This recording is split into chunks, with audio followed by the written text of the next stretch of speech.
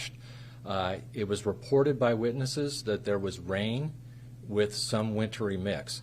We currently have a meteorologist working on our team, and we are working to analyze and get the exact weather conditions at that time. Of course, that's out in the middle of the desert, so we'll have to find the closest reporting stations nearby to be able to give any accurate information as far as the weather was at the scene.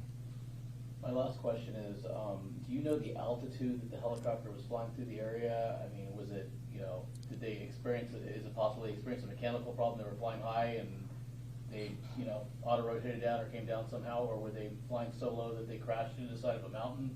What do we know about that? The question is about the altitude and the flight path. Good evening. I'm Michael Graham, a board member with the National Transportation Safety Board. Joining me tonight is our investigator in charge, Aaron Sauer. The NTSB just recently, within about an hour ago, arrived on scene for this accident investigation. Last night at 8:45 p.m. Pacific Standard Time, an Airbus EC-130 helicopter departed Palm Springs, California, en route to Boulder City, Nevada. At about 10:08 p.m., the helicopter impacted the terrain south of I-15 near Halloran Springs, California. Halloran Springs is about 75 miles northeast of Barstow. 2 crew members and 4 passengers were on board and were fatally injured. Before I go any farther, on behalf of the NTSB, I'd like to express our deepest sympathies to the families and loved ones of those who lost their lives in this terrible tragedy.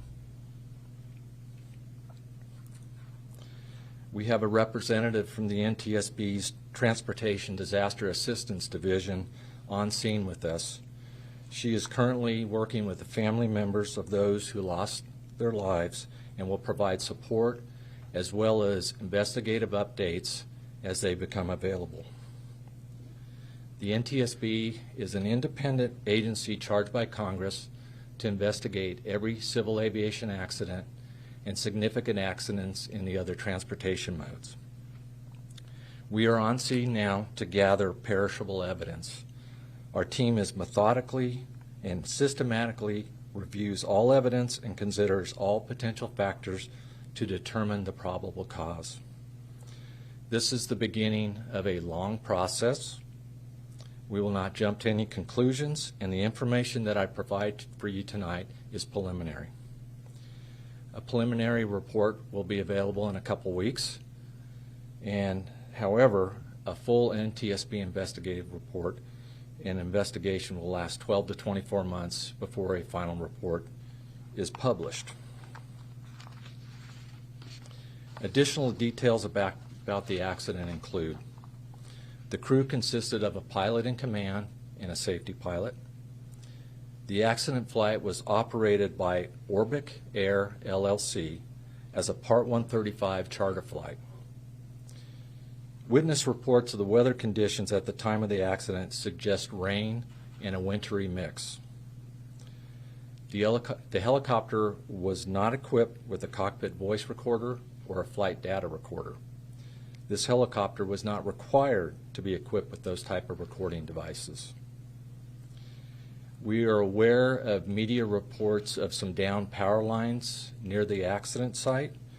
We will be looking into this report during our on-scene investigative phase of this investigation. The NTSB investigator in charge, as I said, is Aaron Sauer. He will be joined by Mark Ward as the deputy investigator in charge. Several other NTS investigators are on scene and will be examining the following areas: airworthiness, to include maintenance and structures of the helicopter, operations, meteorology, and air traffic control. Parties to the investigation include the FAA and Orbic Air LLC. As the investigation continues, other parties could be named. The BEA, the French Aviation Accident Investigation Agency, will serve as an accredited representative because France is the state of manufacturer of the Airbus helicopter and the turbomeca engine. Both Airbus helicopters and turbomeca engines will serve as technical advisors to the investigation.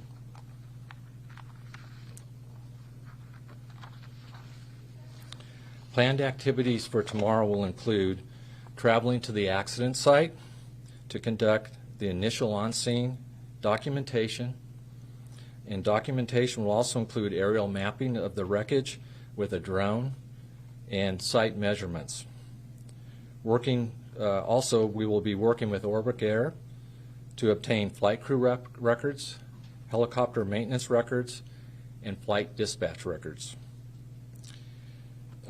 We are aware that there were several 911 calls last night to report the crash from Interstate 15, and we'd like to ask any of those people that had witnessed that if they would reach out to us with any further information they may have, such as photos or anything of that sort, and we can be reached through witness@ntsb.gov. Again, that's witness@ntsb.gov.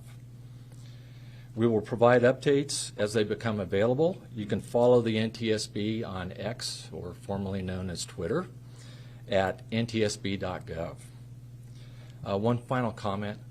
I'd like to thank the first responders who first responded to the accident scene, and the ongoing coordination of the San Bernardino County Sheriff's Department. We really appreciate all their work they're doing. I'll take a few questions here. As I do, please raise your hand, state your name and affiliation. Please go ahead. Sean, Inland News.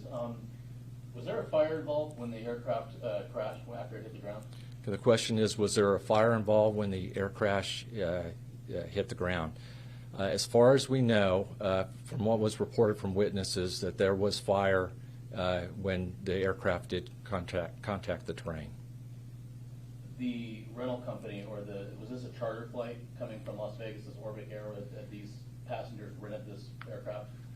Yeah, the question is, did these passengers rent the aircraft from a charter company? Yes, they did. The charter company actually I guess they have an address out of Camarillo, California, but I think they base out of Burbank. We're looking into that for sure. They will be arriving to help us out as a party member. The flight was actually from Palm Springs, California to Boulder City, Nevada. The weather conditions, you said there was a mix of rain and snow. Can you talk more about the weather conditions in the area at the time the helicopter was flying through that area? The question is about the weather conditions at the time of the accident and where the helicopter crashed. It was reported by witnesses that there was rain with some wintry mix. We currently have a meteorologist working on our team, and we are working to analyze and get the exact weather conditions at that time. Of course, that's out in the middle of the desert, so we'll have to find the closest reporting stations nearby to be able to give any accurate information as far as the weather was at the scene. My last question is, do you know the altitude that the helicopter was flying through the area? I mean, was it, did they experience, is it possible they experienced a mechanical problem? They were flying high and they, auto-rotated down or came down somehow, or were they flying so low that they crashed into the side of a mountain? What do we know about that? The question is about the altitude and the flight path of the helicopter during the flight. We don't have any specific information on that right now. We are getting air traffic control data, ADSB data. We're just starting to receive that. Hopefully we'll have more information tomorrow for you on that specifically. And we always have to ask people, do you anything on the passengers or the crew? Can you tell us anything about that? They're asking the questions about any more information on passenger and crews. No, I have no